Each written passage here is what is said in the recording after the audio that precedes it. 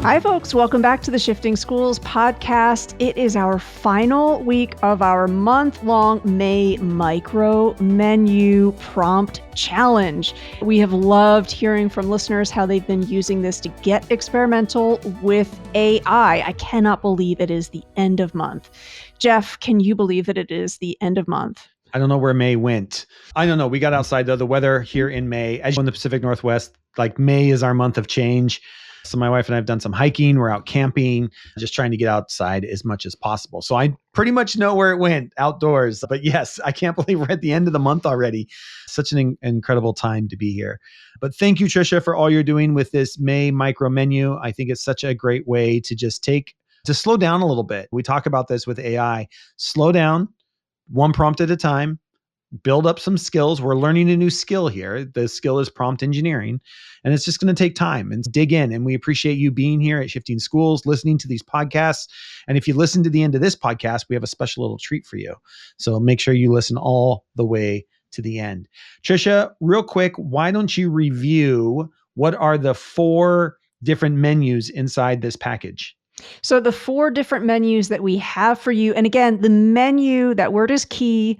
As Jeff mentioned, slow down, just maybe try out one of the prompts. It does not need to be all of them, and try it out in a way that's social. So the free guide does set you up for a collaboration with your team where you're trying out a prompt and then you're reworking it for your context, because we know that you are the expert in your context. Week 1, we were looking at community building. We know that's important. Week 2, we were thinking about ways to reimagine feedback. Last week was focused on the power of play. This week, we're going to be focused in on executive function, stuff that's hard all year long, but I would argue it's even, I think it's like at an all-time hardest when it's late May, early June. So again, we're going to talk through this week's menu in a little bit, but Jeff, we also have an asynchronous pathway that's been available. It's our foundational AI literacy course. Do you want to tell folks a little bit about who that course is for? Yeah, head over to shiftingschools.com and you can purchase that foundation AI literacy. Tricia and I have put this together. It is an asynchronous pathway. So you will get videos and links and resources from Tricia and I all around getting you started, just giving you some real basics around AI. We break down, what does GPT stand for? We talk about what are the basics of prompt engineering. Tricia does a great job of taking you through that. We put these in video format because we know with video, you can pause, you can speed us up. If you already know something that we're talking about, you can give yourself a big old pat on the back and you can skip that part of the video. So we love making these asynchronous pathways for you because it puts you in control. And you know what? If you're feeling a little behind the times right now, or maybe this is the first time you've been able to pick your head up out of your classroom and even think about AI, what a great place that you can go and sit, grab a cup of coffee, and just spend some time for yourself, doing some professional development for yourself. And all you need is your computer. We're really proud of this one. It follows the same, if you downloaded any of our other asynchronous pathways, it follows the same kind of menu pathway that we always put together here at Shifting Schools. So that's there for you too. Also, just a quick reminder that you can save $25 when you use that code SSPOD20. And I know we keep saying that code. It's amazing how many people don't use the code when they purchase. And we know there's podcast listeners out there that keep purchasing our stuff and aren't using that code. And we really want to reward you for being a listener. So make sure you use that code there, SPOD, all capitals, 25. That makes it $50 for you. And then you should instantly get a download there, not a couple minutes after, by the time the emails go through and everything like that, right in your email box to get you started. It's a great little pathway. We're very proud of it, and just a way to get you the foundations of AI literacy so you can start building this summer into next school year. Yeah, we know often early adopters get a lot of praise, they get a lot of shout outs, but bold, brave beginners matter so much to our communities too. If you are one or you have one in your department or team, please do let them know about the course. It's there to support them because we want to make sure across the board in our schools, everybody feels supported with their AI literacy journey. Jeff, you and I this month have also been fielding some questions from our newsletter and podcast community. And the one that we are going to talk about this week, and by the way, if you've got one you want us to talk about, you can always reach us at info@shiftingschools.com. The one that we're going to talk about this week is the following question. What is the most fun way you have used generative AI recently? Jeff, you want to get that one started for us? Oh my gosh. So Tricia and I both have the pro accounts, mostly because we're doing training in it and we need to know what the latest part is, but also because I totally think it's worth $30 a month if you are a professional. But man, what I've been playing with is I've been creating my own custom GPTs to do anything for me. If you have any repetitive tasks that you want to help streamline, to be able to create your own custom set of instructions and allow it to do that same repetitive task for you. The one I've been playing with though, Tricia, you're going to love this one. I'm a big wine drinker and I've got a wine cellar in my house. My wife and I, this is what we do when we travel the world. Like my wife just got back from Budapest. She brings back wine. We don't bring back little trinkets. We bring back wine. I've got a spreadsheet of all the wine in our cellar. And because it's me and I'm geeky this way, I've got it all labeled like what drawer it's in, what's in drawer 3, rack 4, column 2. Like that's how my wine cellar is set up. But I've got all this stuff in my spreadsheet and I've created a Google sheet that I can go in and I can search for different things. Patricia, I was like, this is a perfect chat GPT, my custom GPT. So I created a custom GPT. I know people need to look at Tricia's right. It's just, Jeff, I feel like only you could hear the question. The word is about fun and your brain goes to spreadsheets. That is so on Jeff Udick brand. TM.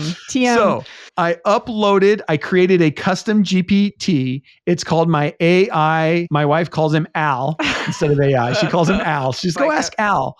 And so I've given him custom instructions. And part of the custom instructions are when I ask you, we are having food for dinner. I want you to only choose wines from my database. And I uploaded my spreadsheet and said, find the best pairing of wine from my spreadsheet. Here's how and I gave it the directions. Here's how my spreadsheet is laid out. Here's what you can find. When you do give me a wine, because I'm geeky like this, I want to know why you chose that year. What were the weather patterns that year that made you choose that wine? What agricultural region was it from? And why do you believe the soil type is best paired with this? This thing, Tricia, is incredible. And we've now used it. I had friends over the other night and I was showing off and I used it. And my friend's like, can I go get and because then it says at the end of it, I even prompted it at the end of it, it asks the question, would you like me to tell you where that wine is located? And all I have to do is say, yes, please. And it says, it's located in drawer 3, row 2, column 1. And you just go down, pick it out of the drawer, bring it up. So the other night we were barbecuing chicken and I just asked it because you can do the conversation mode. Yep. And so I'm interacting with it over voice. And we talked about this last week, multi-module interaction. And so I'm like, look, we're barbecuing chicken with potatoes and we have a barbecued broccoli. Anyways, whatever was on the barbecue at the time. And this thing picks a 2014 Malbec from the Walla region. This is exactly why I picked it. Here's what I want. And it paired perfectly. Wow. So that's my geek out moment, but that's how I'm having fun with it right now. I'm creating these custom GPTs are incredible. And I think that's the future. It really is. That's where we're headed. We can talk about that at a later show, but creating these small micro GPTs that do exactly one thing and do it really is the future where this stuff is going. And that's what I've been starting to play with. How about you? What's your fun moment? It's going to be, I should have gone first. Wow. That's a great example. My example is about gardening. I feel like I'm also maybe on brand with gardening being like the level of fun that I'm at, but I'm still a new-ish gardener. A few years ago when I first got into it and I was doing the whole raised bed vegetable thing, I was like, none of this is going to grow. So I better put a ton of seeds in. And then, of course, come August, it was more squash than anyone could have done anything with.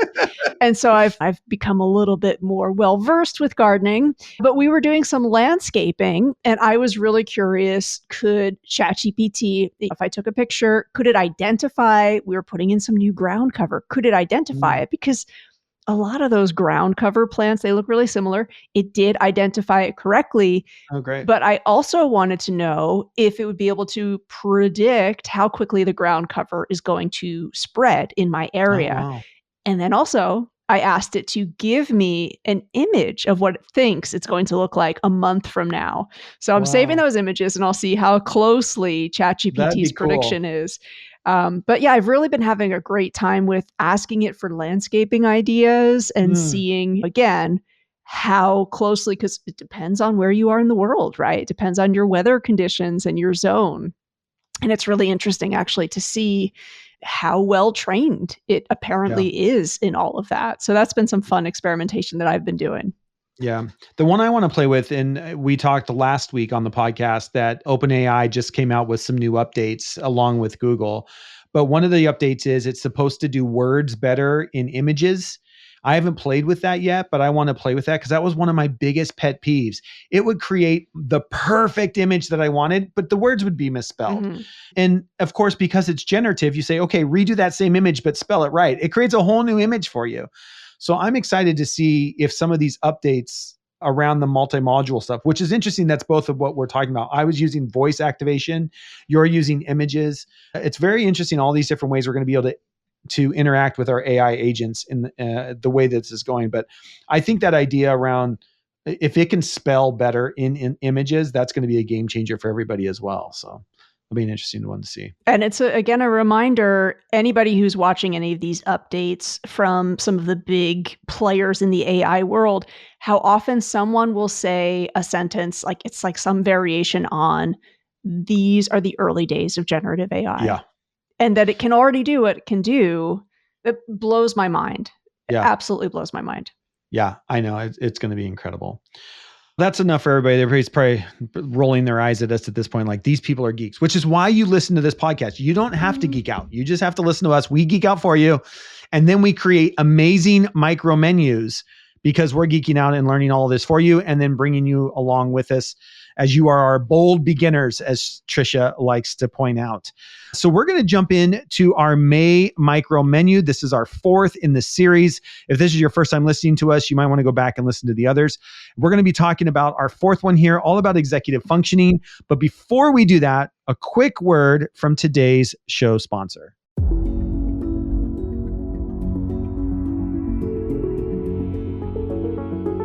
Discover the power of acknowledgement with Libra.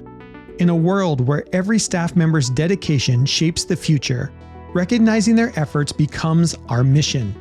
Libra transforms your school into a place where achievements, big and small, are celebrated daily, creating a ripple effect of motivation and pride. Join the recognition revolution with Libra, where every achievement is a cause for celebration. For more information and a free demo, contact me at jeff@shiftingschools.com today.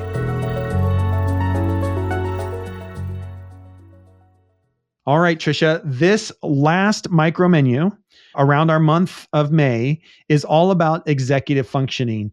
Can you just give us a quick, when we talk about executive functioning, what are we actually talking about, Tricia? So we are, in essence, talking about what lets us enact the learning. There's a great blog post from Harvard Learning where they compare it to the analogy of it's basically like your flight control deck. Like, you might know how to fly the plane or you might have the plane technology, but you also need that coordination of putting everything together.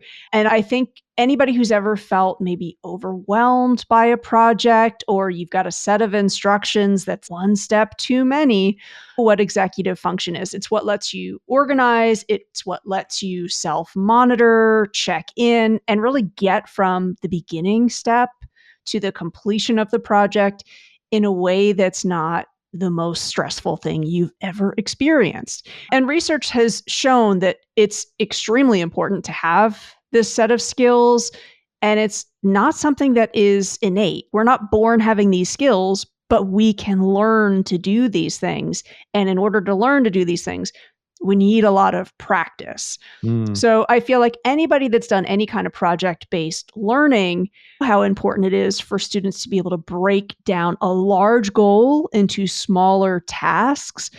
And I think we want to make executive function much more visible for students, right? It's the glue that keeps all the learning together. And we want to talk about what are these skills exactly? So, this micro menu gives you 3 different mega prompts that tries to make it really explicit. What are we talking about when we're talking about executive function skill sets? Jeff, I asked you to pick one of the 3 prompts that you would be most excited to play around with. I'm so curious to hear which of those 3 like really appeals to you. I really liked, because I used this the other day when I saw this in there. I was like, oh my gosh, I didn't even, this is the thing I love is I read these prompts sometimes like, I never thought about using AI that way, because there's just so many ways that we don't even think in our own head about. But right now, my life is all about project management. I feel like I've got so many projects going on that I needed some, and the way that AI can support you in getting those projects done. So that's the one that I've chose, is one that Tricia created called Project Manager. Here is the prompt. I'm going to read it to you. This is what you would type into your AI assistant. Ready? Here you go. You are a skilled coach and mentor. Please generate a framework I can use for name number of weeks, say 3 week, a 3 week project on, give it a topic, gardening. This framework should provide numbers and types of questions I can use to do whatever you need me to do on my understanding of landscaping, right? Please write me 4 motivational phrases I can use when I feel tired, frustrated, my plants die, whatever it might be. So there are parts in this prompt. What I love, Tricia, is you've put parts in this prompt where you get to fill in those blanks, right? So you can say, I want to use this for, is this a 3 week project, a 1 week project? Or maybe students are going to use this to say, look, this is a project I need to get done on Wednesday. How do I break this down into 3 days? A project on whatever topic. The topic could be gardening. The topic could be getting my solar system project done, or studying for the AP test coming up, or whatever it might be. And then the framework that you can provide. Break down this prompt for us a little bit better. What are some of the things that you put in this prompt that you really like? For me, it's that end piece where I'm Mm, asking it to give the motivational phrases, and it's how many motivational phrases you've got to think about that you need, and for what corresponding emotion. And I mm, like that because I think if we present this to our students, we're also going to be able to do some of that relationship building. I might even have a word bank of different emotions that can come up during project work. I think there's a very big difference from frustrated to confused. mm, And we could have a great conversation around which motivational phrases, yeah, that actually would be encouraging, or that does seem to match with frustration versus that does seem to match with confused or overwhelmed. And there's a great like little SEL lesson in there, I think. And then I also might learn, gosh, I never knew that student who always seems so confident that they get really frustrated, or is it mm, angry? I think there's like a great little emotional literacy piece to asking students to reflect on what is the hardest emotion that you have to deal with when you're working on a I love project. that. I love that. I never think about that until I'm frustrated. I'm like, there's the emotion. But to be able to think about that ahead of time, like, where am I going to need some support when I reach that end, what that looks like. But again, just such a great mega prompt here. The other 2 here that we're not going to read, you're going to have to go download it. They're in the show notes, or head over to Shifting Schools, or if you're a newsletter subscriber, you're going to get it there. But Tricia created another one on task translation and another one on goal navigation. And both I think would be great for this summer to even give kids, as we're heading into the summer months here in the Northern Hemisphere, to give these 2 students to be thinking about, okay, what does this look like? And how can you support yourself in whatever you're doing this summer? Set goals for yourself this summer, whatever that happens to be, getting outside or getting off your computer or doing whatever it has to be. And can you use your AI agent to support you in creating those goals and giving you some feedback on them? So I think it's a great way to get these in front of kids right now. I think it just, again, it helps dig into the details and the specificity because Mm, as you were talking about, somebody might have heard you talking about you building your GPT, and they yeah. might be thinking, I want to learn how to do that. You could take our goal navigation mega prompt and make it specific to learning that because Jeff, as all too well, learning to build a chat, your own GPT, yeah, that's a big task. It's made up of a series of different little things that you've got to learn to do and experiment with. Yeah. So, again, I just think sometimes students can be overwhelmed when it's one big thing. How can we help them learn different techniques and strategies to break it down, to create a specific time frame, and to really get in there with some of the nitty gritty stuff so that we're not overwhelmed by a big project, but we Mm, do see it as a series of steps. I love that. So if you've been listening all month long, this is our final episode on our May micro menus. These are all a bunch of micro menus. Again, Tricia talked about this at the start of the show. The idea we call them menus is we break this down, we give you choice. That's the idea here. The idea isn't to use all of them, it's to pick the one that speaks to you and then go play. The way you learn AI is you have to go play with it yourself. That's every training that I'm doing. You've got to bring a device. If you're just listening to people talk about AI, you're not going to understand the power of this. You've got to go because it's so individualized. It is the most individual technology that I think has come out in a really long time. It is about you, the individual, your word choice, what you need it to do for you. So you've got to go play with it. And our hope is that our micro menu of AI prompts here in May is supporting you in doing that, supporting you in supporting your kids to understand having those conversations in the classroom is where it all starts when we're talking about this. So please go download that in the show notes below, or you can head over to shiftingschools.com and download it over there as well. Or if you're a newsletter subscriber, it's right there in your newsletter as well. All right, Tricia, if people have made it to the end of the show, we've got a special thing. If you're still listening, this is for you. Here we go. Tricia, what's our giveaway? So thank you for still being here. Again, thank you if you've participated in the month-long challenge, you've shared any of the menus with your colleagues. If you are the first one from your state or country to leave us a rating or review on the podcast, you can do that on Spotify or Apple, telling us what you took away from our May month-long challenge. We're going to gift you a free pass to our Foundations in AI Literacy, entirely free. Now, if you're listening and you're thinking, I don't listen to this podcast through Spotify or through Apple or through YouTube, because you could also leave us a comment there, you can just email us. Our email address is over there in the show notes. It's info@shiftingschools.com. Again, we'd really love to hear from folks. We did switch things up in the last 2 weeks. People told us that 6 prompts was too many, so we cut it in half. These final 2 weeks have just been 3. So give us some feedback on that if you would like, or if there was one prompt template that really started a great conversation in your community, tell us which one. We'd love to hear more from our listeners. We absolutely love getting feedback from the Shifting Schools community. Yes. And we love getting ratings and reviews. That is how we continue to grow the podcast.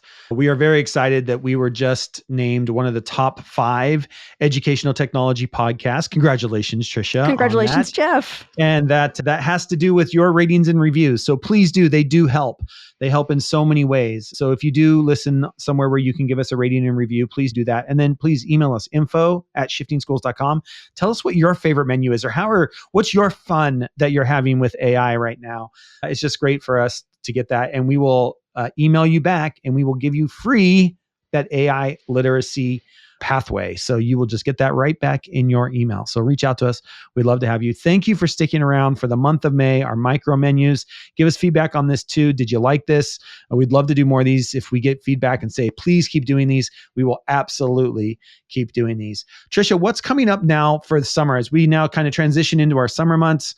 Unlike other educational podcasts that take the summer off, we don't. We just try to record a bunch of stuff early and release them. But this summer, I'm really excited. We've got last summer was all about esports, and we saw so much great feedback about our esports miniseries that we decided to do another summer-long miniseries all about the power of play. Tricia, can you talk about what's coming up this summer? Yeah, we're going on a huge deep dive. We've got an extraordinary menu of experts that have they've thought about play in very different ways. So I think part of the success of last summer series on esports is we're looking at esports from a lot of different angles, and we wanted to do that when we're thinking about the power of play. There's an overwhelming amount of research that talks about how much learning can happen through play and how good it is for us just at a physical and mental health level. So we're really excited. Next week, you're going to be hearing from more about Libra, who has been supporting the show. And Jeff, you've been doing a great job of helping school leaders think more about how they can leverage Libra. And then after that, our Power of Play series kicks off and it runs all the way through the summer. We did ask listeners and newsletter subscribers what theme they wanted us to dig into. And that was one that seemed to really resonate. So I'm also mentioning that because while summer is coming, I also know that fall will be right around the corner. So if you've got a theme, if you have a deep dive that you'd love to see us dig into on the show, reach out to Jeff and I. It does take us, we really take time and care with researching guests. We want to bring folks who we know will be engaging for you to listen to. So if you've got a theme, you've got a topic you want us to explore, the sooner you can let us know, the better. We do really aim to please. Again, we appreciate our podcast listeners so much, and we hope to continue to deliver great guests for you to learn from and connect with.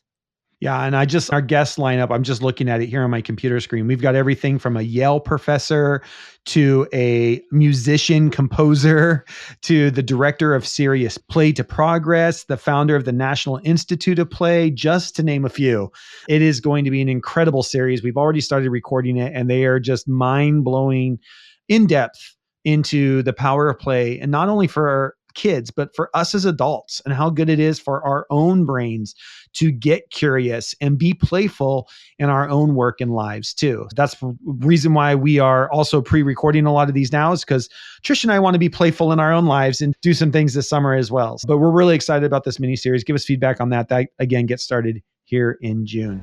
All right, Tricia, thank you so much for another great episode. This wraps up our May focus on AI prompts. Again, download that in the show notes over at shiftingschools.com. If you do leave us a rating or review, email us at info@shiftingschools.com, and we will get you that Foundations in AI Literacy for free. Thanks, Tricia. Thanks, Jeff.